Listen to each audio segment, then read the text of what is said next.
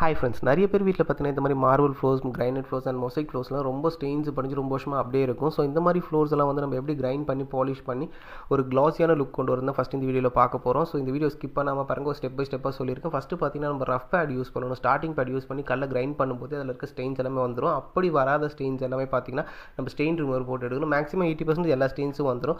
So நம்ம வந்து first rough bad ஓட்டிட்ட பிறகு அந்த லேயர் வந்து ரொம்ப ரஃப்னஸாக வர ஆரம்பிச்சிடும். ஸோ அதுக்கப்புறம் ஒரு 6 லேயர் ஆஃப் கிரைண்டிங் கொடுத்தா அந்த லேயரில் பார்த்தீங்கன்னா அந்த ஸ்டோனோட லேயர் வந்து மிரர் ஃபினிஷிங் மாதிரி வந்துடும். ஸோ அடுத்தடுத்து பேட்ஸ் நம்ம வந்து பொறுமையாக பாசஸ் கொடுத்து ஓட்டணும். பாசஸ் ரொம்ப முக்கியம் இதில். ஏன்னா எத்தனை பாஸ் கொடுத்து ஓட்டுறதுலாம் ரொம்ப வருஷம் அதோட ஒரு ரிஃப்ளெக்ஷன் நிற்கும்.